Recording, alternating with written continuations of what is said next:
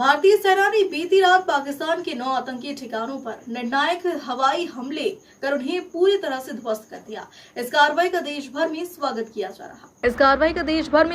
KIA जा रहा है। सनातन संस्था ने भी इस पर अपनी प्रतिक्रिया देते हुए इसे राष्ट्र की आत्मगौरव की रक्षा बताया है। संस्था के प्रवक्ता श्री अभय वर्तक ने कहा कि यह केवल प्रतिशोध नहीं है, बल्कि हिंदू समाज की अस्मिता और भारत की गरिमा का उद्घोष है। उन्होंने जम्मू कश्मीर के पहलगाम में 26 हिंदू तीर्थयात्रियों की हत्या को पूरे हिंदू समाज पर हमला बताया। वर्तक ने आगे कहा कि हम भारत का हिंदू जाग चुका है और सरकार ने भी इस बार ठोस उत्तर दिया है। यह एक निर्णायक बदलाव की शुरुआत है। सेना की इस कार्रवाई के बाद सीमावर्ती क्षेत्रों में सतर्कता बढ़ा दी गई है और देश भर में इस निर्णय की सराहना हो रही है। काल भारतीय सैन्याने रात्री पाकिस्तानवरती सर्जिकल स्ट्राईक करून पहलगाममध्ये जे काही इस्लामी आतंकवाद्यांनी धुडगूस घातला होता आणि 28 निरपराध भारतीय नागरिकांची निर्गुण हत्या केलेली होती, त्याचं सडेतोड उत्तर काल रात्री आपल्या भारतीय सैन्याने दिलेलं आहे। आणि याबद्दल आज आम्ही सनातन संस्थेच्या वतीने भारत सरकार आणि आपल्या शूरवीर अशा सैनिकांचे, सैन्य दलाचे आम्ही मनपूर्वक आभार व्यक्त करतोय, त्यांना सलाम करतोय, त्यांच्या प्रति अभिवादन व्यक्त करतोय की त्यांचं असं कौतुकास्पद कार्य आहे। त्यांच्या शौर्यामुळे आम्ही देशामध्ये सुरक्षित राहू शकतोय।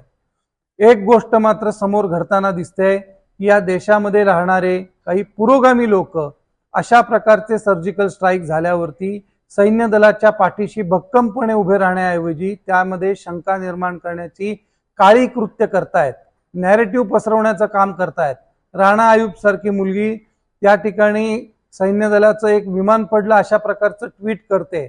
अशा प्रकारचं आपल्या देशांतर्गत सैन्याच्या मनाचं खच्चीकरण करणारं काम करणाऱ्या लोकांवरती माननीय गृहमंत्र्यांनी कडक कारवाई करावी अशी आम्ही या ठिकाणी मागणी करतोय। अशा जे कोणी तथाकथित पत्रकार आहेत त्यांच्या ट्विटर हँडलवरती, फेसबुक हँडलवरती भारत सरकारने कारवाई करावी अशी आमची विनंती आहे।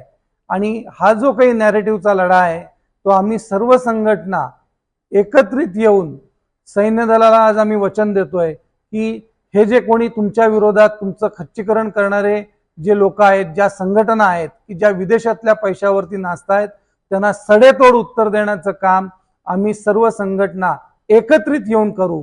मग त्यामध्ये हिंदू जनजागृती समिती असेल, राष्ट्रीय स्वयंसेवक संघ असेल, बजरंग दल असेल, भारतातल्या ज्या ज्या देशभक्त संघटना आहेत त्यांना सगळ्यांना एकत्रित घेऊन आम्ही या खोटं काम करणाऱ्या, नॅरेटिव्ह पसरवणाऱ्या लोकांवरती निश्चितपणे कारवाई करू आणि सडेतोड उत्तर देऊ।